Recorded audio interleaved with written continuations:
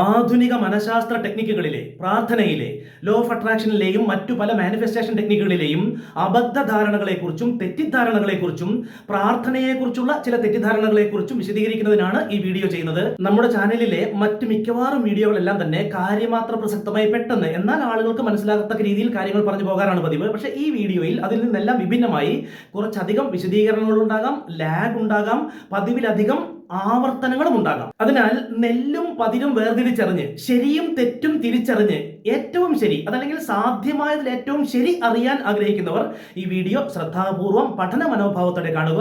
ഇതിൽ പറയുന്ന കാര്യങ്ങൾ സ്വന്തം യുക്തിയും ബുദ്ധിയും ഉപയോഗിച്ച് പഠന മനോഭാവത്തോടെ നിരീക്ഷിക്കുക. പല കാര്യങ്ങളും മിക്കവാറും എല്ലാ കാര്യങ്ങളും കേൾക്കുമ്പോൾ തന്നെ പെട്ടെന്ന് തന്നെ തിരിച്ചറിയാൻ കഴിയുന്നതാണ്. കാരണം നമ്മളാരും 3ാം ക്ലാസ്സുകാരൊന്നുമല്ലല്ലോ. ആദ്യം പലയിടങ്ങളിലും പലരും ലോക പ്രശസ്തരായവരും അല്ലാത്തവരും സാധാരണ പ്രചരിപ്പിക്കുന്ന പറഞ്ഞു കേൾക്കുന്ന ഒരു വൈരുദ്ധ്യത്തിൽ നിന്ന് ആരംഭിക്കാം. ആധുനിക മാനിഫെസ്റ്റേഷൻ ടെക്നിക്കുകളെ കുറിച്ചുള്ള പ്രചാരത്തിലുള്ള പലരും പറഞ്ഞു കേൾക്കുന്ന ഒരു കാര്യമാണ് മാനിഫെസ്റ്റേഷന് വേണ്ടി ആധുനിക ടെക്നിക്കുകൾ ഉപയോഗിക്കുമ്പോൾ നെഗറ്റീവ് വാക്കുകൾ ഉപയോഗിക്കരുത് എന്ന്. ഉദാഹരണത്തിന് കോപം മാറ്റാൻ വേണ്ടി കോപമില്ല എന്ന് ആവർത്തിക്കരുത്, അങ്ങനെ ആവർത്തിച്ചാൽ കോപം വരുമെന്ന്. അതുപോലെ നടുവേദന ഇല്ല അല്ലെങ്കിൽ നടുവേദന എന്നുള്ള വാക്ക് ഉപയോഗിച്ചതുകൊണ്ട് ആ ടെക്നിക്ക് ഉപയോഗിക്കരുത്, അപ്പോൾ നടുവേദന വരുമെന്ന്. അതായത് കോപമില്ല എന്ന് പറഞ്ഞാൽ കോപം വരും, നടുവേദന ഇല്ല എന്ന് പറഞ്ഞാൽ നടുവേദന വരും എന്നാണ് പറയുന്നത്. അതിനെ സമർത്ഥിക്കുന്നതിനായി ഉപബോധ മനസ്സിന് ഇല്ല അല്ല എന്നുള്ളത് അറിയില്ല എന്നും പറഞ്ഞു കേൾക്കാറുണ്ട്. ഇത്തരം കാര്യങ്ങൾ കേട്ടിട്ടുള്ളവർക്ക് പെട്ടെന്ന് കാര്യം മനസ്സിലായിട്ടുണ്ടാകും. ഇതേക്കുറിച്ച് കേട്ടിട്ടില്ലാത്തവർക്ക് കാര്യം മനസ്സിലാവില്ല. അവർ ബാക്കി കൂടെ കേട്ട് മുന്നോട്ട് പോവുക. അതായത് ഇതിൽ സംഗതി വളരെ വ്യക്തമാണ്. അതായത് കോപം അഥവാ നടുവേദന എന്നുള്ളതാണ് അതിലെ ഒബ്ജക്റ്റ്. അതുകൊണ്ട് ഉപബോധ മനസ്സ് ആ ഒബ്ജക്റ്റ് ആണ് എടുക്കുക, അതിൽ ഇല്ല അല്ല എന്നുള്ളത് അറിയില്ല എന്നുള്ളതാണ്. ശ്രദ്ധിച്ച് നിരീക്ഷിച്ചാൽ, ശ്രദ്ധിച്ച് കേട്ടാൽ അതിലെ കാര്യം മനസ്സിലാകും. നോക്കൂ, ഇവിടെ വാദം എന്താണ്? നടുവേദന എന്നുള്ളതാണ് ഒബ്ജക്റ്റ്. അതുകൊണ്ട് നടുവേദന ഇല്ല എന്ന് പറഞ്ഞാൽ നടുവേദന വരും എന്നാണല്ലോ. അതുപോലെ തന്നെ കോപം ഇല്ല എന്ന് പറഞ്ഞാൽ കോപം എന്ന വാക്ക് ഉപയോഗിച്ച് കോപം ഇല്ല എന്ന് പറഞ്ഞാൽ കോപം വരും എന്നാണല്ലോ വാദം. അങ്ങനെയെങ്കിൽ എന്റെ അടുത്ത ചോദ്യം, ശ്രദ്ധാപൂർവം സ്വന്തം യുക്തിയും ബുദ്ധിയും ഉപയോഗിച്ച് നിരീക്ഷിക്കുക. അവരിത് സമ്മതിക്കുമോ? പണം ഇല്ല എന്ന് പറഞ്ഞാൽ പണം വരുമെന്ന്? ഇല്ല. അവർ പറയും പണം ഇല്ല എന്ന് പറഞ്ഞാൽ പണം പോകുമെന്ന്. നോക്കൂ, അപ്പൊ അവിടെയും ഒബ്ജക്റ്റ് പണമല്ലേ. കോപം ഇല്ല എന്ന് പറയുമ്പോൾ കോപം വരും എങ്കിൽ പണം ഇല്ല എന്ന് പറഞ്ഞാൽ പണം വരണമല്ലോ. അത് അവർ സമ്മതിക്കില്ല. അത് അത്തരം പുസ്തകങ്ങളിലും അത്തരം കാര്യങ്ങൾ പറയുന്നവരും അത് സമ്മതിക്കില്ല. നോക്കൂ, ഇത് രൂഢമൂലമായവർക്ക് ഒന്നുകൂടെ വ്യക്തമായി മനസ്സിലാക്കാൻ വേണ്ടി പറയുകയാണ്. ഇതൊന്നുമല്ല യാഥാർത്ഥ്യം. അതായത് കോപം ഇല്ല എന്ന് ആവർത്തിക്കുമ്പോൾ കോപം വരുമെങ്കിൽ, നടുവേദന ഇല്ല എന്ന് ആവർത്തിക്കുമ്പോൾ നടുവേദന വരുമെങ്കിൽ, പണം ഇല്ല എന്ന് ആവർത്തിച്ചാൽ പണം വരും എന്ന് സമ്മതിക്കേണ്ടി വരും. വീട് ഇല്ല എന്ന് ആവർത്തിച്ചാൽ വീട് വരും എന്ന് സമ്മതിക്കേണ്ടി വരും. ഇത് അവരോട് ചോദിച്ചാൽ അവർ സമ്മതിക്കുമോ? അവരോട് ഇങ്ങനെ ചോദിക്കുകയാണെന്നിരിക്കട്ടെ, കോപമില്ല എന്ന് പറയുമ്പോൾ കോപം വരുമെങ്കിൽ, പണമില്ല എന്ന് പറഞ്ഞാൽ പണം വരില്ലേ എന്ന് ചോദിച്ചാൽ അതിന് യെസ് ഓർ നോ എന്നുള്ള കട്ട് ആൻഡ് റൈറ്റ് സ്ട്രെയിറ്റ് ഉത്തരം പറയാതെ ഉരുളാൻ തുടങ്ങും. അതിന്റെ കാരണം എന്തെന്നാൽ അത് അവരാരും മനഃപൂർവ്വം ചെയ്തതൊന്നുമല്ല കേട്ടോ. അത് അതേക്കുറിച്ച് വ്യക്തമായി അറിയാത്തത് കൊണ്ടാണ്. അതിന്റെ കാരണം എന്തെന്നാൽ മനുഷ്യന് വ്യക്തമായി ധാരണയോ വ്യക്തമായി അറിവോ ഇല്ലാത്ത ഒരു കാര്യത്തെക്കുറിച്ച് പുതുതായി എന്തെങ്കിലും കേൾക്കുമ്പോൾ, പുതുമയുള്ളതെന്ന് തോന്നിക്കുന്ന എന്തെങ്കിലും കേൾക്കുമ്പോൾ, വ്യത്യസ്തമായതെന്ന് കേൾക്കുന്ന എന്തെങ്കിലും തോന്നിക്കുമ്പോൾ ഇത് കൊള്ളാമല്ലോ എന്ന് കരുതി പെട്ടെന്ന് അതെന്തോ പുതിയ കാര്യമാണ്, ഇത് കൊള്ളാവുന്നതാണ്, ഇതാണ് ശരിയെന്ന് കരുതി അതങ്ങ് ധരിച്ചു വെക്കുകയും അത് സ്വയം പറയുകയും പ്രചരിപ്പിക്കാനും തുടങ്ങും. അങ്ങനെ കുറെ കാലം പ്രചരിപ്പിക്കുകയും പറയുകയും ചെയ്തു കഴിയുമ്പോൾ അത് സ്വന്തം ഉള്ളിൽ രൂഢമൂലമാകും. പിന്നെ അത് തെറ്റാണെന്ന് ആരെങ്കിലും പറയുമ്പോൾ ആ തെറ്റ് സമ്മതിക്കാനുള്ള മനസ്സുണ്ടാകില്ല. അതിനെ ന്യായീകരിക്കുന്ന വാദമുഖങ്ങൾ ശക്തിയുക്തം നിരത്തും. അറിവുള്ളവരും വിദ്യാഭ്യാസമുള്ളവരും പോലും അത് മാറ്റാൻ തയ്യാറാകില്ല. അതിനെ ന്യായീകരിക്കുന്ന വാദമുഖങ്ങൾ നിരത്തുകയാണ് ചെയ്യുക. അറിവുള്ളവരും വിദ്യാഭ്യാസമുള്ളവരും പോലും മാറാൻ തയ്യാറാകില്ല എന്ന് പറയുമ്പോൾ ആ പ്രസ്താവനയും തെറ്റാണോ? ഇത് ശരിയല്ലോ, അറിവുള്ളവരും വിദ്യാഭ്യാസമുള്ളവരും മാറാൻ തയ്യാറാകില്ലേ എന്നായിരിക്കും ഒരു ചിന്ത. അതും നമുക്കൊന്ന് നോക്കാം. രൂഢമൂലമായ കാര്യങ്ങളെ മാറ്റാൻ തയ്യാറാകുന്ന ജീവിയല്ല മനുഷ്യൻ. കുട്ടിക്കാലം മുതലേ രൂഢമൂലമായതോ ഇടയ്ക്കെപ്പോഴെങ്കിലും പെട്ടെന്നൊരു പുതുമ തോന്നിയോ വ്യത്യസ്തത തോന്നിയോ നാം സ്വീകരിച്ച ചില കാര്യങ്ങളോ അത് തെറ്റാണെന്ന് ബോധ്യമായാൽ പോലും, അതല്ലെങ്കിൽ അത് ശരിയാണോ അല്ലെങ്കിൽ അത് തെറ്റാണോ, അതിനൊരു മറുവശമുണ്ടോ എന്ന് ചിന്തിക്കാൻ പോലും മനുഷ്യൻ തയ്യാറാകില്ല. അങ്ങനെ മാറാൻ തയ്യാറാകുന്ന ജീവിയല്ല മനുഷ്യൻ. ഇങ്ങനെ പറയുമ്പോഴും അതാണ് നേരത്തെ പറഞ്ഞത്, ചിലർ സംശയിച്ചേക്കാം, അങ്ങനെയല്ലല്ലോ, ഈ പ്രസ്താവന തെറ്റല്ലേ, മാറാൻ തയ്യാറാകുന്ന ജീവിയല്ലേ മനുഷ്യൻ എന്ന്. നമുക്കത് മതവിശ്വാസങ്ങളെ ആധാരമാക്കി ഒന്ന് പഠിക്കാം. മതവിശ്വാസങ്ങളെ ആധാരമാക്കി നമുക്കൊന്ന് പരിശോധിക്കാം. ഏത് മതം ശരി, ഏത് മതം തെറ്റ്, മതവിശ്വാസം ശരിയോ തെറ്റോ എന്നൊന്നും പറയാൻ ഞാൻ പറയാൻ ആളല്ല, അതിന് തുനിയുന്നുമില്ല. അതുപോലെ ഒരു ഡിസ്ക്ലെയിമർ, ഞാൻ ഇന്ന് നിലവിലുള്ള ഒരു ഡിസ്ക്ലെയിമർ, ഒരു മുൻകൂർ ജാമ്യം, ഞാൻ ഇന്ന് നിലവിലുള്ള ഒരു മതങ്ങളെക്കുറിച്ചും ഒരു ദൈവവിശ്വാസത്തെക്കുറിച്ചും അല്ല പറയുന്നത്. സാങ്കല്പിക ലോകത്തെ സാങ്കല്പിക മതവിശ്വാസം, സാങ്കല്പിക ദൈവവിശ്വാസം, ആ മതവും ഈ മതവും എന്ന് നമുക്ക് തൽക്കാലം സാങ്കല്പിക പേര് കൊടുക്കാം. ആ സാങ്കല്പിക മതങ്ങളെ കുറിച്ച് പരിശോധിച്ചുകൊണ്ട് നമുക്ക് ആ കാര്യം ഒന്ന് പരിശോധിക്കാം. ഇനി ഇതിൽ നിന്ന് മനസ്സിലാക്കാനുള്ള ആദ്യ പോയിന്റ് എന്താണെന്നാൽ, ഏതെങ്കിലും ഒരു മതവിശ്വാസിയെ സംബന്ധിച്ച് മറ്റേ മതം തെറ്റാണ്, ആ മതം പറയുന്ന ദൈവം ഫേക്ക് ആണ്. ഇനി ഏതെങ്കിലും മതവിശ്വാസി എന്നല്ല, ഏതെങ്കിലും ഒരു മതവിശ്വാസിക്കെങ്കിലും മറ്റേ മതം തെറ്റാണ്, ഈ മതവിശ്വാസിക്ക് ആ മതം തെറ്റാണ്, ആ മതം പറയുന്ന ദൈവം ഒറിജിനൽ അല്ല, സത്യ ദൈവം അല്ല. ഇതൊന്ന് വ്യക്തമായി മനസ്സിലാക്കേണ്ടതുണ്ട്. നോക്കൂ, ആ മതം ശരിയല്ല എങ്കിൽ, ആ മതം പറയുന്ന ദൈവം ഫേക്ക് ആണ്, സത്യദൈവം അല്ല എങ്കിൽ, ആ മതത്തിൽ വിശ്വസിക്കുന്നവരെല്ലാം മണ്ടന്മാരാണ്. കാരണം അവർ സത്യമല്ലാത്ത, ഒറിജിനൽ അല്ലാത്ത ഫേക്ക് ദൈവത്തെ വിശ്വസിക്കുന്നു. അതുകൊണ്ട് തന്നെ ആ സത്യമല്ലാത്ത മണ്ടത്തരത്തിൽ വിശ്വസിക്കുന്നത് കൊണ്ട് അവർ മണ്ടന്മാരുമാണ്. ഇവിടെ രണ്ടാമത്തെ പ്രധാന പോയിന്റ് എന്താണെന്നാൽ, ആ മണ്ടന്മാരിൽ അറിവുള്ളവരുണ്ട്, ചിന്തകന്മാരുണ്ട്, മനഃശാസ്ത്രജ്ഞന്മാരുണ്ട്, സയന്റിസ്റ്റുകളുണ്ട്, ഉന്നത വിദ്യാഭ്യാസം നേടിയവരുമുണ്ട്. അതല്ല എങ്കിൽ ഇന്ന് ഈ സാങ്കല്പിക ലോകത്തുള്ള 4200ഓളം ഔദ്യോഗിക മതങ്ങളും ശരിയായിരിക്കണം, അവയിൽ പറയുന്ന ആയിരക്കണക്കിന് ദൈവങ്ങളും ശരിയായിരിക്കണം. എല്ലാ മതങ്ങളും എല്ലാ ദൈവങ്ങളും ശരിയാണെങ്കിൽ പിന്നെ ആരും മണ്ടന്മാരല്ല. അതല്ല എങ്കിൽ അതിൽ ഏതൊക്കെ മതങ്ങളാണോ തെറ്റുള്ളത്, ഏതൊക്കെ ദൈവങ്ങളാണോ സത്യദൈവം അല്ലാത്തതുള്ളത്, അതിനെല്ലാം വിശ്വസിക്കുന്നവർ അവർ ശാസ്ത്രജ്ഞരായാലും അറിവുള്ളവരായാലും വിദ്യാഭ്യാസമുള്ളവരായാലും മണ്ടന്മാരാണ്. എൻ്റെ നിരീക്ഷണത്തിൽ 4 മതങ്ങളാണ് പൊതുവിൽ കാണപ്പെടുന്നത്. 4 മതവാദങ്ങളാണ്, അല്ലെങ്കിൽ 4 ഈശ്വരവാദങ്ങളാണ്. 1 നിരീശ്വരവാദം, 2 എൻഡീശ്വരവാദം, 3 നിണ്ടീശ്വരവാദം, 4 ബഹിരീശ്വരവാദം. എൻഡീശ്വരവാദം, നിണ്ടീശ്വരവാദം, ബഹിരീശ്വരവാദം, നിരീശ്വരവാദം. ഏതായാലും ഈ എല്ലാ വാദങ്ങളും കൂടെ ഒരുമിച്ച് ഒരുപോലെ ശരിയാകില്ലല്ലോ, സത്യമാകില്ലല്ലോ. ഇവരെല്ലാം പറയുന്ന ദൈവങ്ങളും ഒരുമിച്ച് ഒരുപോലെ സത്യമാകില്ലല്ലോ. ഒരാൾ പറയുന്നു ഇതാണ് ശരിയായ സത്യദൈവമെന്ന്, മറ്റേയാൾ പറയുന്നു അതാണ് സത്യദൈവമെന്ന്. ഇതിലേതായാലും ഇതെല്ലാം കൂടെ ഒരുമിച്ച് സത്യമാകില്ല. അതുകൊണ്ട് തന്നെ ഈ ലോകത്തെ 4200 മതങ്ങളിൽ, അല്ലെങ്കിൽ ഈ 4 സംക്ഷിപ്ത രൂപങ്ങളിലെങ്കിലും ഒരെണ്ണമോ അല്ലെങ്കിൽ ഏതെങ്കിലുമോ ശരിയാണെങ്കിൽ, മറ്റുള്ളതിലെല്ലാം വിശ്വസിക്കുന്നവർ മണ്ടന്മാരാണ്. കാരണം അവർ ആ മണ്ടത്തരത്തിൽ വിശ്വസിക്കുന്നു. അതിൽ ശാസ്ത്രജ്ഞന്മാരുമുണ്ട്, അറിവുള്ളവരുമുണ്ട് എന്നാണ് പറഞ്ഞു വന്നത്. ഇപ്പോൾ നിങ്ങൾക്ക് കാര്യം വ്യക്തമാണെന്ന് കരുതുന്നു. അറിവുള്ളത് കൊണ്ടോ വിദ്യാഭ്യാസമുള്ളത് കൊണ്ടോ അവർ ശരിയായി ചിന്തിക്കുന്നവരോ മണ്ടന്മാരല്ല എന്നോ, സത്യം അറിയുന്നവരാണോ എന്നർത്ഥമില്ല. അവരോട് അവർ വിശ്വസിക്കുന്നത് സത്യമല്ല, ശരിയല്ല, അത് മണ്ടത്തരമാണ് എന്ന് പറഞ്ഞാൽ അവരത് സമ്മതിക്കില്ല എന്ന് മാത്രമല്ല, അവർ വിശ്വസിക്കുന്ന ആ മണ്ടത്തരത്തെ ശക്തിയുക്തം ന്യായീകരിക്കുകയും അതിനെ സാധൂകരിക്കുന്ന ആയിരക്കണക്കിന് തെളിവുകളും ന്യായവാദങ്ങളും നിരത്തിക്കൊണ്ടിരിക്കുകയും ചെയ്യും. വീണ്ടും തർക്കിക്കാൻ നിന്നാൽ അടിയും പിടിയും കൊലയും നടക്കാനുള്ള സാധ്യതയും ഉണ്ട്. അപ്പോൾ പറഞ്ഞു വന്നത് എന്തെന്നാൽ, അവനവൻ ശരിയെന്ന് ധരിച്ചു പോയൊരു കാര്യം മാറ്റി ചിന്തിക്കാൻ പോലും പലപ്പോഴും തയ്യാറാകുന്ന ജീവി അല്ല മനുഷ്യൻ എന്നുള്ളതാണ്. ഇതിന്റെ അലയൊലികൾ ആധുനിക മൈൻഡ് പവർ ടെക്നിക്കുകളിലും മാനിഫെസ്റ്റേഷൻ ടെക്നിക്കുകളിലും കാണാം. അതിൽ ഏതെങ്കിലും ഒരു മതവിശ്വാസി, ഒരുപക്ഷെ ഇനി ആ മണ്ടത്തരം വിശ്വസിക്കുന്ന മതവിശ്വാസിയാണെങ്കിൽ, അയാളിൽ രൂഢമൂലമായ അയാൾ വിശ്വസിക്കുന്ന കാര്യങ്ങളും ഈ മനഃശാസ്ത്ര ടെക്നിക്കുകളിലും നൈസായി തിരികെ കയറ്റും. അതല്ല എങ്കിൽ അയാളുടെ മറ്റേതെങ്കിലും രൂഢമൂലമായ വികല വിശ്വാസങ്ങളും തിരികെ കയറ്റും. ഇതെല്ലാം തിന്മയ്ക്ക് വേണ്ടിയാണെന്ന് ഞാൻ പറയുന്നില്ല, നന്മ ഉദ്ദേശിച്ച്, മനുഷ്യരുടെ നന്മയ്ക്ക് വേണ്ടി ഇതാണല്ലോ ശരി, ഇതാണല്ലോ നന്മ എന്ന് കരുതിയാകും അത് ചെയ്യുന്നുണ്ടാവുക. അതിന്റെ ഒരു അടിസ്ഥാന മറുവശം എന്തെന്നാൽ, എല്ലാ മതങ്ങളിലും എല്ലാ മതവിശ്വാസങ്ങളിലും മാനിഫെസ്റ്റേഷന് ഉപകരിക്കുന്ന പവർഫുൾ ടെക്നിക്കുകളും ഉണ്ട് എന്നുള്ളതാണ്. മാനിഫെസ്റ്റേഷന് ഉപകരിക്കുന്ന ഒരുപക്ഷെ ചില ആധുനിക മൈൻഡ് പവർ ടെക്നിക്കുകളെക്കാളും പവർഫുൾ ആയ മാനിഫെസ്റ്റേഷൻ ടെക്നിക്കുകൾ പണ്ടുമുണ്ട്. അതിന്റെ കാരണം, ഈ ഫ്രോയിഡിന് മുൻപ് മനഃശാസ്ത്രം ഉണ്ടായിരുന്നില്ല എന്നർത്ഥമില്ല. ഫ്രോയിഡിന് മുൻപും മനഃശാസ്ത്രം ഉണ്ടായിരുന്നു, പക്ഷേ അത് മതഗ്രന്ഥങ്ങളിലായിരുന്നു അന്ന് കൈകാര്യം ചെയ്തിരുന്നത് മതപുരോഹിതർ ആയിരുന്നു. അതിനെ വേർതിരിക്കലാണ് ഫ്രോയിഡ് ആദ്യം ചെയ്ത കാര്യം. ഏതായാലും പറഞ്ഞു വന്നത്, അപ്പോൾ മതഗ്രന്ഥങ്ങളിലും നന്മയുണ്ടെങ്കിൽ എല്ലായിടത്തുനിന്നും, ഏതു മതമാകട്ടെ അതിലെ എല്ലാ നന്മകളും എടുക്കാമെന്ന് തന്നെയാണ് എൻ്റെ അഭിപ്രായം. എല്ലാത്തിനെയും കണ്ണടച്ച് നിരസിക്കുന്നതും എല്ലാത്തിനെയും കണ്ണടച്ച് സ്വീകരിക്കുന്നതും അത് ശരിയായ നടപടിയാണെന്നല്ല ഞാൻ വ്യക്തിപരമായി കരുതുന്നത്. മതങ്ങളിലും മത ആചാരങ്ങളിലും പവർഫുൾ ടെക്നിക്കുകളുണ്ട്.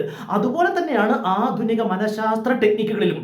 അതിലും പല മനുഷ്യരുടെയും ചില വികല സങ്കല്പങ്ങളുണ്ട്, അതിൽ നന്മകളുമുണ്ട്, നന്മകൾ അല്ലാത്തതുമുണ്ട്, മനുഷ്യരെ തെറ്റിദ്ധരിപ്പിക്കുന്നതുമുണ്ട്. മേൽ പറഞ്ഞത് ആ ഒരു എന്താ പറയുക, നടുവേദനയില്ല എന്ന് പറഞ്ഞാൽ നടുവേദന വരുമെന്നും പണമില്ല എന്ന് പറഞ്ഞാൽ പണം പോകുമെന്നും പറയുന്നത് ഒരു ആധുനിക മനഃശാസ്ത്ര അന്ധവിശ്വാസമാണ്. ഏത് മതവിശ്വാസങ്ങളിലും അതിൽ നന്മകൾ ഉണ്ടെങ്കിൽ അത് എടുക്കാമെന്നാണ് എൻ്റെ അഭിപ്രായം. എല്ലാം കാടടച്ച് തള്ളിക്കളയുകയല്ല വേണ്ടത്. അതുപോലെ തന്നെ ഏത് ആധുനിക മനഃശാസ്ത്ര ടെക്നിക്കുകളിലും അതിൽ തെറ്റുകൾ ഉണ്ടെങ്കിൽ അതും കണ്ടെത്തി മാറ്റണമെന്നാണ്, അതല്ലേ ശരിയായ രീതി എന്ന് പറയുന്നത്. ശാസ്ത്രത്തിലും അന്ധവിശ്വാസമുണ്ട്.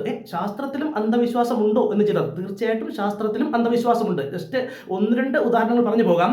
അതായത് ഞാൻ സ്കൂളിൽ പഠിച്ചത്, നിങ്ങളിൽ പലരും സ്കൂളിൽ പഠിച്ചത് നവഗ്രഹങ്ങൾ എന്നായിരുന്നു. 9 ഗ്രഹങ്ങൾ. ഇന്നത്തെ സ്കൂൾ കുട്ടികളോട് ചോദിക്കൂ, അവരെന്താ പറയുക? 8 ഗ്രഹങ്ങൾ. അപ്പൊ അതായത് ഞാൻ പഠിച്ചപ്പോൾ 9 ഗ്രഹങ്ങൾ, ഇന്ന് എൻ്റെ മക്കൾ പഠിക്കുന്നത് 8 ഗ്രഹങ്ങൾ എന്ന്. ഓക്കെ, അത് അപ്പൊ ഏതായാലും അന്നത്തെ വിശ്വാസം അവർ പറയും അത് അന്ധവിശ്വാസമാണ് എന്ന് പറയും, അല്ലെങ്കിൽ തെറ്റാണ് എന്ന് പറയും.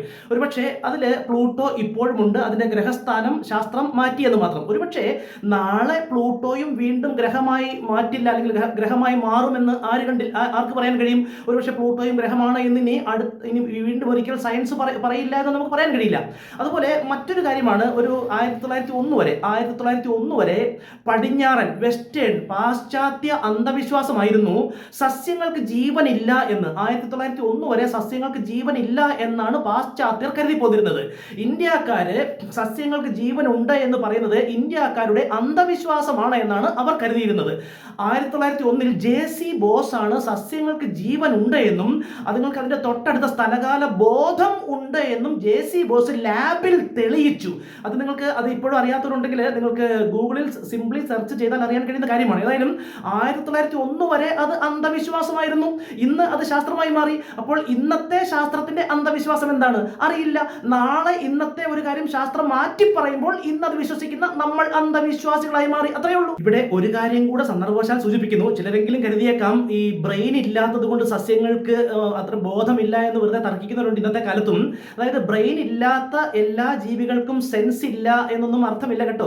ഈ സസ്യങ്ങൾ മാത്രമല്ല, ചലിക്കുന്ന സഞ്ചരിച്ച് ഇര തേടി ജീവിക്കുന്ന ചില ജീവികൾ പോലും ബ്രെയിൻ ഇല്ലാത്ത ജീവികളുണ്ട്. അതൊക്കെ സെർച്ച് ചെയ്താൽ നിങ്ങൾക്ക് കാണാൻ കഴിയും. ഉദാഹരണം സ്റ്റാർ ഫിഷ്, സീ കുക്കുംബർ തുടങ്ങിയ പല ജീവികളും. അപ്പോൾ അതൊക്കെ സെർച്ച് ചെയ്യുക. നമുക്കറിയാത്തതെല്ലാം തെറ്റാണ് എന്ന് കരുതി എല്ലാത്തിനെയും നിരസിക്കുകയും വെറുതെ തർക്കിക്കുകയും അല്ല വേണ്ടത്. നാം എല്ലാത്തിനെയും പഠിക്കാൻ ശ്രമിക്കുകയാണ് വേണ്ടത്. സന്ദർഭവശാൽ ഒന്ന് പറഞ്ഞു മാത്രം. അപ്പോൾ പറഞ്ഞു വന്നത്, ആധുനിക മൈൻഡ് പവർ ടെക്നിക്കുകളിലും ഏതാണ്ട് ഭൂരിപക്ഷവും നല്ല കാര്യങ്ങളും പവർഫുൾ ടെക്നിക്കുകളുമാണ്. പക്ഷേ അതിലും പല മനുഷ്യരും കൈകടത്തിയത് കൊണ്ടും അറിഞ്ഞും അറിയാതെയും പല അബദ്ധധാരണകളും അന്ധവിശ്വാസങ്ങളും വന്നിട്ടുമുണ്ട്. അതിലെ നന്മയുള്ള അന്ധവിശ്വാസങ്ങളുമുണ്ട്, മനുഷ്യരെ കൺഫ്യൂഷൻ ആക്കുന്ന, മനുഷ്യർക്ക് തെറ്റായ സന്ദേശം നൽകുന്ന അന്ധവിശ്വാസങ്ങളുണ്ട്. നന്മയുള്ള അന്ധവിശ്വാസങ്ങളുമുണ്ട്. അതിൽ തെറ്റായത് ആദ്യം നോക്കാം. തെറ്റായതാണ് ആദ്യം സൂചിപ്പിച്ച കോപമില്ല എന്ന്, കോപം എന്ന വാക്ക് ഉപയോഗിച്ച് കമാൻഡുകൾ കൊടുക്കരുത്. കോപമില്ല എന്ന് ആവർത്തിച്ചാൽ കോപം വരും. പണമില്ല എന്ന് ആവർത്തിച്ചാൽ പണം പോകുമെന്ന ആ വൈരുദ്ധ്യമുള്ള 3ാം ക്ലാസ്സുകാർക്ക് പോലും മനസ്സിലാകുന്ന, ഇപ്പോൾ നിങ്ങൾക്ക് എല്ലാവർക്കും അത് കാര്യം മനസ്സിലായിട്ടുണ്ടാകും. അപ്പോൾ അതൊന്നുമല്ല ശരി. അതിന്റെ യാഥാർത്ഥ്യം എന്തെന്നാൽ, ഓരോ വാക്കും പെറുക്കി എടുത്തല്ല സബ് കോൺഷ്യസ് മൈൻഡ് വർക്ക് ചെയ്യുന്നത്. കോപം എന്ന വാക്ക് മാത്രമോ അല്ലെങ്കിൽ പണം എന്ന വാക്ക് മാത്രമോ അതിനകത്തെ ആ ഒരു ഫുൾ വാചകത്തിനകത്തെ ആ ഒരു വാക്ക് മാത്രം എടുത്തല്ല സബ് കോൺഷ്യസ് വർക്ക് ചെയ്യുന്നതോ മനസ്സിലാക്കുന്നതോ ടേക്ക് ഓവർ ചെയ്യുന്നതോ മാനിഫെസ്റ്റ് ചെയ്യുന്നതോ.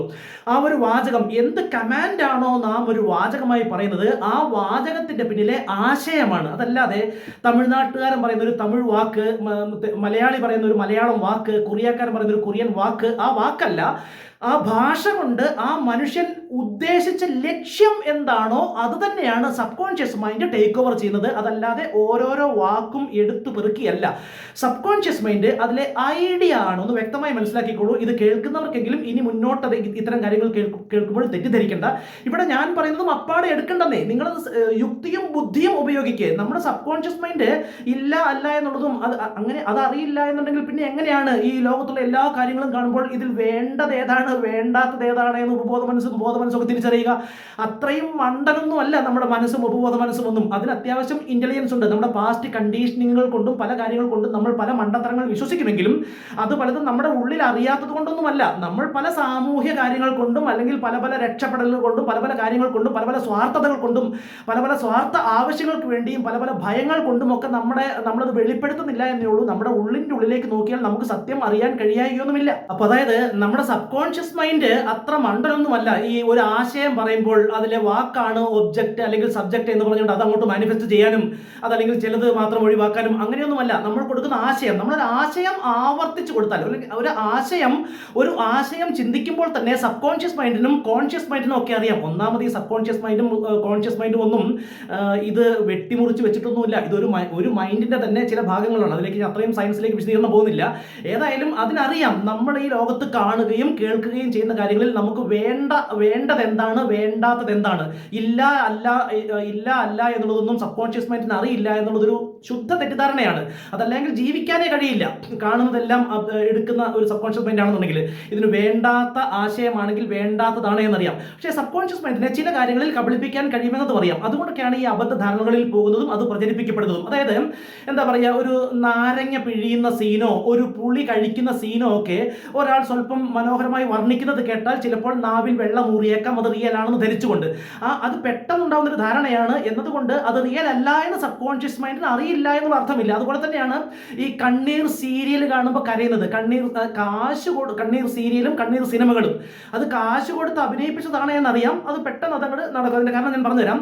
അതുപോലെയാണ്, അതായത് അതിന്റെ കാരണം എത്രയേ ഉള്ളൂ, ആ സമയത്തെ ഈക്യൂലെസ്നെസ്, ആ സമയത്തെ വൈകാരികത കൊണ്ട് അത് സംഭവിക്കുന്നതാണ്. അതല്ലാതെ നമ്മുടെ ഇന്റലിജൻസിന് അത് കാശ് കൊടുത്ത് അഭിനയിപ്പിക്കുന്നതാണ് എന്നുള്ള യാഥാർത്ഥ്യം അറിയാത്തത് കൊണ്ടോ ഈ പുളിയും നാരങ്ങയും ഇപ്പോൾ സംഭവിക്കുന്നതല്ല എന്ന് അറിയാത്തത് കൊണ്ടോ അല്ല, ആ ഈക്വലസ്നെസ് കൊണ്ട്, ആ സമയത്തെ ഒരു വൈകാരികത കൊണ്ട്, ആ സമയത്ത് ആ പ്രൊഡക്ഷൻ, നാവിൽ വെള്ളമൂറുന്ന അല്ലെങ്കിൽ കണ്ണീര് വരുന്ന ആ പ്രക്രിയ നടപ്പാകുന്നു എന്നേ ഉള്ളൂ. എന്നതുകൊണ്ട് പൂർണ്ണമായും നമുക്ക് സബ് കോൺഷ്യസ് മൈൻഡിനെ കബളിപ്പിക്കാൻ കഴിയുമെന്നോ പൂർണ്ണമായും സബ് കോൺഷ്യസ് മൈൻഡ് കബളിപ്പിക്കപ്പെടുമെന്നോ അർത്ഥമില്ല. നാം കൊടുക്കുന്ന ഐഡിയ എന്താണെന്ന് വ്യക്തമായി സബ് കോൺഷ്യസ് മൈൻഡിന് അറിയാം. ഓരോ വാക്കും പെറുക്കിയല്ല, അത് വേണ്ടതാണോ, നമ്മുടെ ആവശ്യം എന്താണ് എന്ന് സബ് കോൺഷ്യസ് മൈൻഡിന് നന്നായി അറിയാം. അത് നന്മയാണോ തിന്മയാണോ എന്നുള്ളതല്ല, നമ്മുടെ കമാൻഡ് എന്താണ് എന്നുള്ളത് സബ് കോൺഷ്യസ് മൈൻഡിന് വ്യക്തമായി അറിയാം. അത് നടപ്പാക്കുകയും ചെയ്യും. ഉദാഹരണത്തിന് വിഷം എന്ന പദം ഉപയോഗിച്ചൊരു വാചകം ഒരാൾ പറയുമ്പോൾ അത് ആത്മഹത്യ ചെയ്യാൻ തീരുമാനിച്ച ആൾക്കാണെങ്കിൽ അത് കഴിക്കണം എന്ന കമാൻഡും, അതല്ല വിഷത്തിൽ നിന്ന് രക്ഷപ്പെട്ട് ജീവിക്കണം എന്ന് ആഗ്രഹിക്കുന്ന വ്യക്തിയാണെങ്കിൽ അത് ഒഴിവാക്കണം എന്നുമുള്ള കമാൻഡും, ആ രണ്ട് വ്യത്യസ്ത ആശയങ്ങൾ തന്നെയാണ് പോകുന്നത്. അതല്ലാതെ രണ്ടാൾക്കും വിഷം ഒഴിവാക്കണം എന്നുള്ള ചിന്തയോ അല്ലെങ്കിൽ വിഷം നേടണം എന്നുള്ള അല്ലെങ്കിൽ ആഹരിക്കണം എന്നുള്ള ചിന്തയോ അല്ല വരുന്നത്. അതുപോലെ തന്നെയാണ് ഈ വ്യത്യസ്തമായിട്ടുള്ള ഐഡിയകൾ, ചില വാക്കുകൾ, നെഗറ്റീവ് വാക്ക് പോസിറ്റീവ് വാക്ക് എന്നുള്ളതൊന്നുമല്ല, നമുക്ക് വേണ്ടതാണോ വേണ്ടാത്തതാണോ എന്നുള്ള ഈ ബോസിന്റെ നമ്മുടെ കമാൻഡ് സബ് കോൺഷ്യസ് മൈൻഡിന് നന്നായി അറിയാം. കോപം എന്ന് ആവർത്തിക്കുകയോ പറയുകയോ ചെയ്യുമ്പോൾ, ബോധപൂർവം കോപം എന്ന് അതേക്കുറിച്ച് വർക്ക് ചെയ്യുമ്പോൾ അത് മാറ്റാനാണ് എന്ന് സബ് കോൺഷ്യസ് മൈൻഡിന് നന്നായി അറിയാം. Work on your positive and work on your negative എന്ന കാര്യം കൂടെ നിങ്ങൾ ചിന്തിക്കുക. അതുപോലെ തന്നെയാണ് പണം എന്ന് ചിന്തിക്കുമ്പോൾ അത് നേടാനാണ്, അത് നേടാൻ വേണ്ടി ചിന്തിക്കുമ്പോൾ നേടാനാണ് എന്നുള്ള ആ ഐഡിയ സബ് കോൺഷ്യസ് മൈൻഡിന് അറിയാം. അതല്ലാതെ നേടാനുള്ളത് ഒഴിവാക്കാനാണ് എന്നും ഒഴിവാക്കാനുള്ളത് നേടാനാണ് എന്നും ഒക്കെ മനസ്സിലാക്കുന്ന ഒരു അത്രയും മണ്ടൻ ഒന്നുമല്ല സബ് കോൺഷ്യസ് മൈൻഡ്, അത്രയും മണ്ടത്തരമുള്ള സംഗതിയുമല്ല സബ് കോൺഷ്യസ് മൈൻഡ്.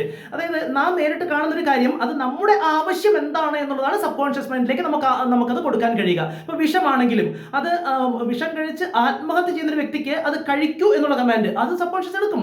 അത് വിഷം കഴിച്ച് മരിക്കേണ്ട എന്നുള്ള ആളാണെങ്കിൽ വിഷമാണെന്നത് മനസ്സിലാകുന്ന ആ വ്യക്തിക്ക് ഇത് രണ്ടും മനസ്സിലാക്കണം കേട്ടോ. അതല്ലാതെ വെറുതെ ഇത് കാണാത്ത കാര്യം മനസ്സിലാകുന്നൊന്നുമല്ല പറയുന്നത്. കാരണം വെറുതെ തർക്കങ്ങൾ വരാറുണ്ട്, അതുകൊണ്ടാണ് അത്രയും വിശദീകരിക്കുന്നത്. ഒരു വിഷം ഇവിടെ ഇരിക്കുമ്പോൾ അത് അബദ്ധത്തിൽ പോലും കഴിക്കാൻ പാടില്ല, അത് എടുത്ത് ജസ്റ്റ് അറിയാതെ കുടിക്കാൻ പാടില്ല എന്നുള്ള കമാൻഡാണ് അത് ഉപയോഗിക്കാതെ ജീവിച്ചിരിക്കണമെന്ന് ചിന്തിക്കുന്ന ആൾക്ക് വരുന്നത്. ആത്മഹത്യ ചെയ്യാൻ വേണ്ടി വിഷം മുന്നിൽ വെച്ചിരിക്കുന്ന ആൾക്ക് അതെടുത്ത് കഴിക്കണമെന്നുള്ള ചിന്തയുമാണ്. അത്രയും നെഗറ്റീവായിട്ട് പറയാൻ കാരണം അത് വ്യക്തമായി മനസ്സിലാക്കാൻ വേണ്ടിയാണ്. സബ് കോൺഷ്യസ് മൈൻഡ് അത്ര മണ്ടനൊന്നുമല്ല. അതുപോലെ തന്നെയാണ് ഈ കോപത്തിന്റെ കാര്യവും. കോപം എന്ന് ബോധപൂർവം വർക്ക് ചെയ്യുമ്പോൾ, കോപത്തെക്കുറിച്ച് ചെയ്യുമ്പോൾ ആ കോപം മാറ്റാനാണ് എന്നുള്ള ഐഡിയയാണ് സബ് കോൺഷ്യസ് മൈൻഡിലേക്ക് പോകുന്നത്. അതാണ് work on your positive and work on your negative. നമ്മുടെ നെഗറ്റീവുകളെ അഡ്രസ് ചെയ്യുന്നത് ഒരിക്കലും നെഗറ്റീവ് അല്ല, നെഗറ്റീവ് പദങ്ങൾ ഉണ്ട് എന്നുള്ളത് കൊണ്ട്. ഉദാഹരണത്തിന് എനിക്ക് ടെൻഷൻ അടിച്ചും കോപിച്ചും ടെൻഷൻ അടിച്ചും ദുഃഖിച്ചും നിരാശപ്പെട്ടും ഇരിക്കുന്നതല്ല നല്ലത്, എനിക്ക് പൊരുതി ജീവിക്കണം എന്നുള്ളൊരു വാചകം നമ്മൾ ചിന്തിക്കുകയാണെങ്കിൽ അതിനകത്ത് കോപം എന്നുള്ള വാക്ക്, നിരാശ എന്നുള്ള വാക്ക്, ദുഃഖം എന്നുള്ള വാക്ക് എന്നുള്ളത് കൊണ്ട് അത് നേടിക്കോളൂ എന്നുള്ള കമാൻഡായി പോകുന്നില്ല. അത് മാറ്റിക്കൊണ്ട് എന്താണോ നമ്മുടെ ഐഡിയ ആ ഒരു ക്യാരക്ടറിലേക്ക് മാറണം എന്നുള്ള കമാൻഡ് തന്നെയാണ് പോകുന്നത്. അതാണ് സബ് കോൺഷ്യസ് മൈൻഡ് വർക്ക് ചെയ്യുന്നതും. കോപം മാറ്റാൻ വേണ്ടി കോപം എന്ന് ബോധപൂർവം ചിന്തിച്ച് കോപം മാറ്റിയ അനേകരെ എനിക്ക് നേരിട്ട് അറിയുകയും ചെയ്യാം. ഇപ്പോൾ നിങ്ങൾക്കും കാര്യം വ്യക്തമാണെന്ന് കരുതുന്നു. കോപം എന്ന് നാം ബോധപൂർവം ചിന്തിക്കുമ്പോൾ അത് മാറ്റണം എന്നുള്ള ഐഡിയയാണ് മാറ്റുകയാണ്. അതുപോലെ തന്നെ വീണ്ടും ഒന്നുകൂടെ ആവർത്തിക്കുകയാണ്, കോപമെല്ലാം മാറ്റി, നിരാശയെല്ലാം മാറ്റി, ടെൻഷനെല്ലാം മാറ്റി, ദുഃഖങ്ങളെല്ലാം മാറ്റി, എനിക്ക് കരുത്തനായി നല്ലൊരു ജീവിതം കെട്ടിപ്പടുക്കണം എന്നുള്ളൊരു കമാൻഡ്, ഒരു സജഷൻ ഉണ്ടാക്കി അത് നാം ആവർത്തിക്കുമ്പോൾ അതിലെ വാക്കുകൾ പെറുക്കി അല്ല സബ് കോൺഷ്യസ് മൈൻഡ് നടപ്പാക്കുക. ആ മൊത്തം ആശയമാണ്. ഇപ്പോൾ നിങ്ങൾക്ക് ഈ കാര്യം വ്യക്തമാണ് എന്ന് കരുതുന്നു. ഇവിടെ ഒരു പോസിറ്റീവ് വശം കൂടെ നിങ്ങളെ അറിയിക്കേണ്ടതുണ്ട്. അത് പറയുമ്പോൾ കൺഫ്യൂഷൻ ആകണ്ട, ഇദ്ദേഹം തന്നെ പറഞ്ഞത് മാറ്റി പറയുകയാണോ എന്ന്. അല്ല, എല്ലാവരും പരമാവധി യാഥാർത്ഥ്യങ്ങൾ അറിയട്ടെ എന്നുള്ള ഉദ്ദേശമാണ്. അതുകൊണ്ട് തന്നെ ഇവിടെയും കാര്യം, ഇക്കാര്യത്തിൽ നിങ്ങൾക്കോ എനിക്കോ പ്രത്യേക ലാഭവുമില്ല, പ്രത്യേക നഷ്ടവുമില്ല, ആരെയും ഒന്നും ബോധിപ്പിക്കേണ്ടതുമില്ല. സ്വയം ചിന്തിക്കുക. ഇവിടെ മേൽപ്പറഞ്ഞ കാര്യങ്ങളാകട്ടെ, ഇനി പറയാൻ പോകുന്നതാകട്ടെ, നിങ്ങളുടെ ബുദ്ധിയും യുക്തിയും ഉപയോഗിച്ച് ചിന്തിക്കൂ. അതിൽ നിങ്ങൾക്ക് ഉചിതമെന്ന് തോന്നുന്നത് സ്വീകരിക്കുന്നേ ഞാൻ പറയുള്ളൂ. കാരണം നേരത്തെ പറഞ്ഞ ഒരു വൈരുദ്ധ്യമാണ് ചൂണ്ടിക്കാണിച്ചത്. അതിന് വിപരീതമായി ഒരുപക്ഷെ കൺഫ്യൂഷൻ തോന്നിയേക്കാം. അതായത് സാധിക്കുന്ന സന്ദർഭങ്ങളിൽ പോസിറ്റീവ് വാചകങ്ങൾ ഉപയോഗിക്കുകയാണ് കൂടുതൽ നല്ലത്. പോസിറ്റീവ് വാചകങ്ങൾ ഉപയോഗിക്കാൻ കഴിയുമ്പോൾ, അതായത് എനിക്ക് അപ്പടി കടമാണ് എന്ന് പറയുന്നതിനെക്കാട്ടിൽ നല്ലത് കുറച്ച് പേയ്മെന്റുകൾ കൊടുക്കാനുണ്ട് എന്ന് പറയുമ്പോൾ കുറച്ചുകൂടി പോസിറ്റീവ് വൈബിലേക്ക് പോയി. ആ മേൽപ്പറഞ്ഞ കാര്യവും ഇതും കൂടെയുള്ള വ്യത്യാസം വ്യക്തമായി മനസ്സിലാക്കണം. നേരത്തെ പറഞ്ഞത് ആ വൈരുദ്ധ്യമാണ് ചൂണ്ടിക്കാണിച്ചത്. അതായത് കോപമില്ല എന്ന് പറയരുത്, കോപം വരും. പണമില്ല എന്ന് പറയരുത്, പണം പോകും. ആ ഒരു വൈരുദ്ധ്യം കൊണ്ടുള്ള കൺഫ്യൂഷൻ മാറാൻ വേണ്ടിയാണ് അത് രണ്ടും വ്യക്തമാക്കുന്നത്. ആ ഒരു വൈരുദ്ധ്യം വേറെ, ഈ ഒരു റൈറ്റ് ആംഗിൾ വേറെ. ഇത് നിങ്ങൾക്ക് മനസ്സിലാകുന്നുണ്ടോ എന്ന് കരുതുന്നു. അതല്ലാതെ വെറുതെ തെറ്റിദ്ധരിച്ചിരിക്കരുത്. ഏതായാലും അത്തരം സാഹചര്യങ്ങളിൽ ആ പോസിറ്റീവ് വാചകങ്ങൾ ഉപയോഗിക്കുന്നതാണ് നല്ലത്. പക്ഷെ വീണ്ടും പറയുന്നു, കോപം, ടെൻഷൻ, നിരാശ, ആത്മഹത്യാ ചിന്ത തുടങ്ങിയ കാര്യങ്ങളെ അതിനെ മറച്ചു വെച്ചല്ല വർക്ക് ചെയ്യേണ്ടത്. അതിനെ അഡ്രസ് ചെയ്ത് അതിന്മേൽ വർക്ക് ചെയ്യണം. യാതൊരു തെറ്റിദ്ധാരണയും ഇവിടെ വേണ്ട. വീണ്ടും ആവർത്തിക്കുകയാണ്.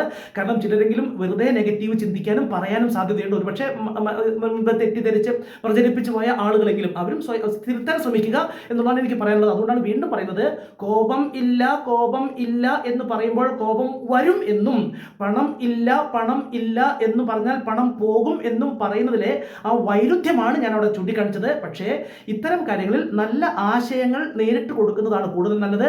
നെഗറ്റീവിന്മേൽ വർക്ക് ചെയ്യേണ്ട സാഹചര്യത്തിൽ നെഗറ്റീവിന്മേൽ വർക്ക് ചെയ്യണം എന്ന് തന്നെ അടിവരയിട്ട് പറഞ്ഞുകൊണ്ട് തന്നെ ആ കൺഫ്യൂഷൻ വ്യക്തമായി ഒഴിവാക്കിക്കൊണ്ട് എന്നെ കേൾക്കുന്ന എല്ലാവർക്കും അതിന്റെ യാഥാർത്ഥ്യം മനസ്സിലാകാൻ വേണ്ടിയാണ് ഇത്രയും വാരി വലിച്ച് വിശദീകരിക്കുന്നത്. അതുപോലെ ആദ്യം പറഞ്ഞൊരു കാര്യം ഞാൻ ഒരിക്കൽ കൂടെ സൂചിപ്പിക്കുകയാണ്. ഈ വൈരുദ്ധ്യാത്മകമായ പ്രസ്താവനകൾ കേൾക്കാത്ത ആളുകൾ ഇപ്പോൾ അന്തം വിടുന്നുണ്ടാകും. ഇത് എന്തായി പറയുന്നത് ഒന്നും മനസ്സിലാകുന്നില്ലല്ലോ എന്നുള്ളത്. അപ്പോൾ അവരത് വിട്ടുകളയുക. ഒരുപക്ഷെ ഇനി അങ്ങോട്ട് കേൾക്കുമ്പോൾ, ഇനി മുന്നോട്ട് അത്തരം വൈരുദ്ധ്യാത്മകമായ പ്രസ്താവനകൾ കേൾക്കുമ്പോൾ നിങ്ങൾക്ക് അതേക്കുറിച്ചൊന്ന് ചിന്തിക്കാൻ കാരണമായി തീരും. അതായത് ഇത്രയേ ഉള്ളൂ, എന്തും നാം കൊടുക്കുന്ന ആശയമാണ് സബ് കോൺഷ്യസ് മൈൻഡ് എടുക്കുന്നത്. നെഗറ്റീവിന്മേലും വർക്ക് ചെയ്യണം, പോസിറ്റീവിന്മേലും വർക്ക് ചെയ്യണം.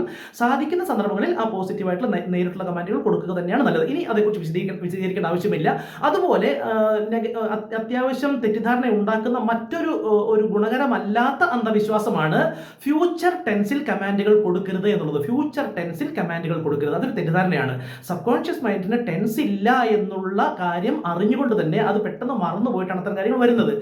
അത് ടെൻസ് ഒന്നുമല്ല, നമ്മൾ എന്താണോ കമാൻഡ് കൊടുക്കുന്നത് അതാണ് അവിടെ പറയുന്നത്. അതല്ലാതെ ഫ്യൂച്ചർ ടെൻസിൽ പറയാൻ കഴിയില്ല, അത് പറയുന്നത് തെറ്റാണ് എന്ന് പറഞ്ഞാൽ പല കമാൻഡുകളും കൊടുക്കാൻ കഴിയില്ല. എൻട്രൻസ് എക്സാം എഴുതാൻ പോകുന്ന ഒരാൾക്ക് എങ്ങനെയാണ് ഞാൻ എൻട്രൻസ് എക്സാം പാസ്സാകും എന്നേ പറയാൻ കഴിയുള്ളൂ. അതല്ലാതെ ഞാൻ എൻട്രൻസ് എക്സാം പാസ്സായി കഴിഞ്ഞു എന്ന് പറഞ്ഞാൽ അത് നമ്മുടെ മനസ്സ് തന്നെ വൈരുദ്ധ്യം ചോദിക്കും. എവിടെയാണ് പാസ്സായത്? എൻട്രൻസ് എക്സാം എഴുതാൻ പോയിട്ടില്ലല്ലോ എന്ന്. അപ്പോൾ എൻട്രൻസ് എക്സാം പാസ്സാകും. അതുപോലെ തന്നെ എനിക്ക് കഴിയും. കോൺഫിഡൻസ് എന്ന വാക്കിന്റെ അർത്ഥം തന്നെ എനിക്ക് കഴിയും എന്ന ചിന്തയാണ്. എനിക്ക് കഴിയും എന്ന വാക്ക് പറയുമ്പോൾ ഫ്യൂച്ചർ ടെൻസ് ആണ്. ഫ്യൂച്ചർ ടെൻസ് ആയതുകൊണ്ട് ഐ ക്യാൻ എന്നുള്ള ആ ഒരു ഫീൽ വരാതിരിക്കുകയോ ആ ഒരു കോൺഫിഡൻസ് വരാതിരിക്കുകയോ ഒന്നുമില്ല.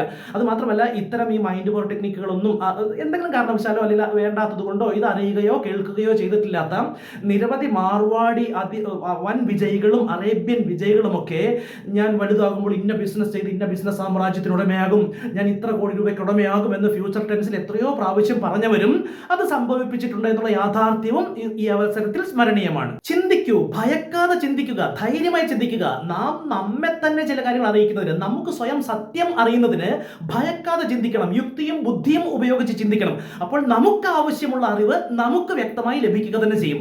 മനഃശാസ്ത്രത്തിലും ചില നല്ല അന്ധവിശ്വാസങ്ങളുണ്ട്. നല്ല അന്ധവിശ്വാസങ്ങൾ, അതെ, അങ്ങനെ പറയാൻ കഴിയും. നമുക്ക് നോക്കാം. നേരത്തെ പറഞ്ഞത് നമുക്ക് തെറ്റിദ്ധാരണാജനകമാകുന്ന ചില അബദ്ധധാരണകൾ. ഇനി ചില നല്ല അന്ധവിശ്വാസങ്ങളുണ്ട്. ഉദാഹരണം പറയുകയാണെങ്കിൽ റോണ്ട ബയ്യൺ ദി സീക്രട്ട് എന്ന വിഖ്യാത ഗ്രന്ഥത്തിന്റെ രചയിതാവ് റോണ്ട ബയ്യൺ, അവരുടെ രണ്ടാമത്തെ പുസ്തകമാണെന്നാണ് എൻ്റെ ഓർമ്മ, അല്ലെങ്കിൽ അവരുടെ ഒരു പ്രധാന പുസ്തകമാണ് ദി മാജിക്. അതിന്റെ എല്ലാ പേജിന്റെയും അവസാനം പറയുന്നു എന്നാണ് എൻ്റെ ഓർമ്മ, അല്ലെങ്കിൽ അതിലെ ആ പുസ്തകത്തിലെ മെയിൻ കണ്ടന്റ് എന്ന് പറയുന്നത്, മെയിൻ സന്ദേശം എന്ന് പറയുന്നത്, ഒരു ഉരുളൻ കല്ല്, ഒരു മനോഹരമായ ഉരുളൻ കല്ല് കണ്ടെത്തി അത് സൂക്ഷിക്കുക. എല്ലാ ദിവസവും രാത്രി കിടന്നുറങ്ങുന്നതിന് മുൻപ് ആ ഉരുളൻ കല്ല് കയ്യിൽ പിടിച്ചുകൊണ്ട് thank you thank you thank you എന്ന് 3 പ്രാവശ്യം പറയുക എന്നുള്ളത് നല്ലത് തന്നെയാണ്. അത് യാതൊരു ദോഷവും ഉള്ളതല്ല. പക്ഷേ അത് ഒരു ഇന്ത്യക്കാരനാണ് അത് എഴുതിയതെങ്കിൽ അന്ധവിശ്വാസം എന്ന് ആക്രോശിച്ചേനെ പടിഞ്ഞാറൻ തത്വചിന്തകർ. പക്ഷേ ഇത് ഓസ്ട്രേലിയക്കാരി ആയതുകൊണ്ട് അത് ലോകം മുഴുവൻ കൊണ്ടാടി ആ പുസ്തകവും ദി സീക്രട്ടും ഒക്കെ. ഏതായാലും പറഞ്ഞു വന്നത്, അത് നന്മയുള്ളത് തന്നെയാണ്, ഒരു ദോഷവുമില്ല. അപ്പോൾ കല്ലിന്റെ ആവശ്യമില്ല, കല്ലിന്റെ ആവശ്യമില്ല, അതാണ് ഒരു അന്ധവിശ്വാസം എന്ന് പറയുന്നത്. എന്തുകൊണ്ടാവട്ടെ, ആ കല്ലില്ലാതെയും പറഞ്ഞാൽ മതി. പക്ഷേ അപ്പോൾ അത് നന്മയുള്ള ഒരു കാര്യമാണ്.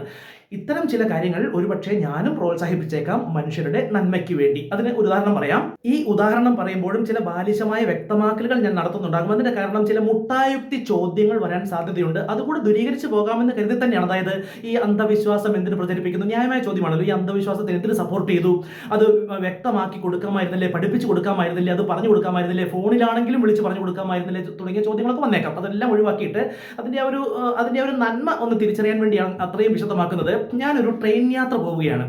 അപ്പോൾ ഏതോ റെയിൽവേ സ്റ്റേഷനിൽ ജസ്റ്റ് ഒരു ചായ കുടിക്കാൻ വേണ്ടി, ഒന്ന് ഫ്രഷ് ആകാൻ വേണ്ടി ഒന്ന് പുറത്തേക്ക് ഇറങ്ങിയപ്പോൾ ഒരു സാധുവായ മനുഷ്യൻ ഓടി വരികയാണ്. യാതൊരു വിദ്യാഭ്യാസവും ഇല്ലാത്ത ഒരു വിദൂര ഗ്രാമീണൻ, വിദ്യാഭ്യാസമോ എഴുതാനോ വായിക്കാനോ ഫോൺ ഉപയോഗിക്കാനോ അറിയാത്ത, ഇന്നും അങ്ങനെയുള്ള ആളുകളുണ്ടെന്ന് നിങ്ങൾക്കറിയാമല്ലോ. പലരുണ്ട്, എനിക്കറിയാവുന്ന അനേകരുണ്ട്, ഉണ്ടാകുന്ന നിങ്ങൾക്കും അറിയാവുന്നവരുണ്ടായിരിക്കാം. ഏതായാലും അങ്ങനെ ഫോൺ ഉപയോഗിക്കാനോ എഴുതാനോ വായിക്കാനോ ഒന്നും അറിയാത്തൊരു സാധു മനുഷ്യൻ എന്നെ കണ്ട് ഓടി വരികയാണ്. കണ്ടത് നന്നായി, ഞാനൊരു കാര്യം ചോദിക്കാമല്ലോ. എനിക്ക് എഴുതാനും വായിക്കാനൊന്നും അറിയില്ലെങ്കിലും മക്കളൊക്കെ വീഡിയോ കാണുമ്പോൾ ഞാൻ ഈ വീഡിയോകളൊക്കെ കാണാറുണ്ട്. അപ്പോൾ ഇതൊരു ചോദിക്കാനുള്ള ഒരാളായി. എനിക്ക് ആത്മവിശ്വാസം തീരെ ഇല്ലാത്ത ഒരാളായിരുന്നു, എനിക്ക് ഒട്ടും ആത്മവിശ്വാസം ഇല്ല. അപ്പോൾ അങ്ങനെ ഒരുപാട് അന്വേഷിച്ച് എന്താണ് ഈ ആത്മവിശ്വാസം വർദ്ധിപ്പിക്കാൻ വേണ്ടി ചെയ്യേണ്ടത് എന്ന്. അപ്പോൾ ഇന്ന് എനിക്കൊരു വസ്തു കിട്ടിയെന്ന് ഒരാൾ എന്നോട് പറഞ്ഞു, ഈ സാധനം കയ്യിൽ വെച്ചാൽ മതി. ഞാൻ ഇങ്ങനെ അന്വേഷിച്ച ഒരു വ്യക്തിയാണ്, അത് ആരോ എന്തോ ആകട്ടെ, ഒരു വ്യക്തി പറഞ്ഞു, ഈ വസ്തു കൈവശം സൂക്ഷിച്ചാൽ മതി, അതെന്തോ ആവട്ടെ, ആ ഒരു വസ്തു കയ്യിൽ സൂക്ഷിച്ചാൽ മതി, ഭയങ്കര ആത്മവിശ്വാസം ഉണ്ടാകുമെന്ന് പറഞ്ഞു. അപ്പോൾ അത് ഇവിടുന്ന് കൂടെ പറഞ്ഞു കിട്ടുകയാണെങ്കിൽ എനിക്ക് ഭയങ്കര സന്തോഷമായി. ഇത് സംഗതി ശരിയാകുമോ, ഫലിക്കുമോ എന്ന് ചോദിക്കുമ്പോൾ അദ്ദേഹത്തിന് ഫോണില്ല, എനിക്ക് വിളിച്ചു പറയാൻ കഴിയില്ല, ട്രെയിൻ എടുക്കാറായി, ഇനി ഇദ്ദേഹത്തെ ഇത് അന്ധവിശ്വാസം ഒന്നും പറഞ്ഞ് ഫലിപ്പിക്കാൻ സമയമില്ല, സാധുവാണ്. ആ സമയത്ത് ഞാനും ചെയ്യുക, ധൈര്യമായിട്ട് പോയിക്കോളൂ, ഉറപ്പായിട്ടും പെട്ടെന്ന് തന്നെ ഭയങ്കര ആത്മവിശ്വാസം ഉണ്ടായിക്കോളൂ, എല്ലാ ആത്മവിശ്വാസക്കുറവും മാറി ആത്മവിശ്വാസം ഉണ്ടായിക്കോളും എന്ന് പറയലാണ് എൻ്റെ ധർമ്മം എന്ന് ഞാൻ വിശ്വസിക്കുന്നു. അതായത് പലപ്പോഴും സത്യത്തിനേക്കാളും മീതെ നിൽക്കുക ധർമ്മമാണ്. ഒരു കൊച്ചുകുട്ടി ഒരു ഡോക്ടറോട് ഞാൻ ഡെത്ത് ആകുമോ എന്ന് ചോദിച്ചാൽ, ഡെത്ത് ആകുമെന്ന് ഡോക്ടർക്ക് ഉറപ്പുണ്ടെങ്കിലും അദ്ദേഹം പറഞ്ഞിട്ട് ഡെത്ത് ആകില്ല എന്നുള്ളതാണ്. അതാണ് ചില സന്ദർഭങ്ങളിൽ സത്യത്തെക്കാളും ധർമ്മത്തിനാണ് പ്രാധാന്യം കൊടുക്കേണ്ടത്. വൈറ്റ് ലൈസ്, ആർക്കും ദോഷകരമില്ലാത്ത, ഒരാൾക്കെങ്കിലും ഗുണകരമാകുന്ന ഒരു നന്മ എന്നാണ് ഞാൻ അതിനെ വിശേഷിപ്പിക്കുക. ഇനി അടുത്തൊരു സംശയം, ചിലരെങ്കിലും സതുദ്ദേശത്തോടെയും ചിലരെങ്കിലും ദുരുദ്ദേശത്തോടെയും ചോദിക്കുന്ന ഒരു ചോദ്യമാണ്, ഇതൊക്കെ എന്തിനാണ്, ഈ മൈൻഡ് പവർ ടെക്നിക്കുകളൊക്കെ എന്തിനാണ്, ലോ ഓഫ് അട്രാക്ഷനും NLPയും മാനിഫെസ്റ്റേഷനും അങ്ങനെ എന്ത് ആധുനികമാവട്ടെ പൗരാണികമാകട്ടെ എന്തിനാണ് ഈ ടെക്നിക്കുകളൊക്കെ, പ്രാർത്ഥിച്ചാൽ പോരെ എന്ന്, പ്രാർത്ഥിച്ചാൽ മതിയല്ലോ എന്നൊക്കെ ശക്തിയുക്തം തർക്കിക്കുന്നവരുണ്ട്. പോരാ, പ്രാർത്ഥനയുടെ ഫലം വേറെ, ടെക്നിക്കുകളുടെ ഫലം വേറെ. പെട്ടെന്ന് വ്യക്തമാക്കി തരാം.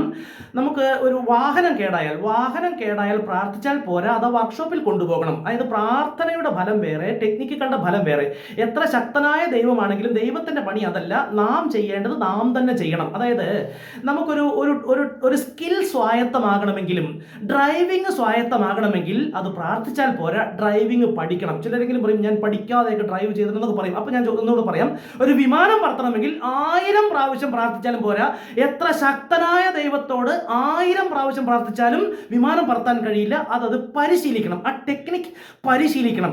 ABCD വരെ ഒന്ന് ചൊല്ലണമെങ്കിൽ, ഈ ഇംഗ്ലീഷ് ആൽഫാബറ്റ് സെഡ് വരെ അത് നമുക്ക് ABCDFG എന്ന ഒഴുക്കോടെ ചൊല്ലണമെങ്കിൽ 1000 പ്രാവശ്യം പ്രാർത്ഥിച്ചാലും ഒരു സ്റ്റുഡന്റിന്, ഒരു കൊച്ചുകുട്ടിക്ക്, ഒരു 4 വയസ്സുകാരൻ കുട്ടിക്ക് അത് സാധിക്കില്ല. ആ കുട്ടി അത് ആവർത്തിച്ചാൽ, അതാണ് പരിശീലനം, അത് ആവർത്തിച്ചാൽ ഉപബോധ മനസ്സ് ടേക്ക് ഓവർ ചെയ്യും. ഉപബോധ മനസ്സ് ടേക്ക് ഓവർ ചെയ്യേണ്ടുന്ന കാര്യങ്ങൾ ഉപബോധ മനസ്സിന്റെ ടെക്നിക്കുകൾ തന്നെ ചെയ്യണം. ദൈവവിശ്വാസവും പ്രാർത്ഥനയും എല്ലാം നല്ലത് തന്നെ. പ്രാർത്ഥനയ്ക്ക് പ്രാർത്ഥന കൊണ്ട് മാനിഫെസ്റ്റേഷൻ നടക്കുകയും ചെയ്യും, അത് നടക്കാതിരിക്കുകയുമൊന്നുമില്ല. പക്ഷേ എല്ലാ കാര്യങ്ങളുമല്ല, ബഹുഭൂരിപക്ഷം മനുഷ്യൻ ചെയ്യേണ്ടുന്ന കാര്യങ്ങൾ മനുഷ്യൻ ചെയ്യേണ്ടതുണ്ട്. ടെക്നിക്കുകൾക്ക് പകരമാകില്ല പ്രാർത്ഥനയ്ക്ക് പകരം ടെക്നിക്കുകളുമാകില്ല. ടെക്നിക്കുകൾ ചെയ്യേണ്ടടുത്ത് ടെക്നിക്കുകൾ തന്നെ ചെയ്യണം. പ്രാർത്ഥന കൊണ്ട് മാത്രം ഫലം ലഭിക്കുമായിരുന്നെങ്കിൽ ലോകത്തിനൊരൊറ്റ ദരിദ്രൻ പോലും ഉണ്ടാകുമായിരുന്നില്ല. പ്രാർത്ഥന കൊണ്ട് മാത്രം ഫലം ലഭിക്കുമായിരുന്നെങ്കിൽ ലോകത്ത് ഇന്നൊരൊറ്റ ദരിദ്രൻ പോലും ഉണ്ടാകുമായിരുന്നില്ല. നാം ചെയ്യേണ്ടത് നാം തന്നെ ചെയ്യണം. അറിവ് അന്വേഷിച്ച് കണ്ടെത്തണമെന്നാണ്. അറിവ് അന്വേഷിച്ച് കണ്ടെത്തണമെന്നാണ് ഖുറാനും ബൈബിളും ഋഗ്വേദവും ഒരുപോലെ പറയുന്നത്. അറിവുകൾക്കും ടെക്നിക്കുകൾക്കും പകരം ആകില്ല പ്രാർത്ഥന. പ്രാർത്ഥനയുടെ ഡ്യൂട്ടി വേറെ, മനഃശക്തി ടെക്നിക്കുകളുടെ ഡ്യൂട്ടി വേറെ. ചിന്തിക്കുക, സ്വയം യുക്തിയും ബുദ്ധിയും ഉപയോഗിച്ച് ചിന്തിക്കുക.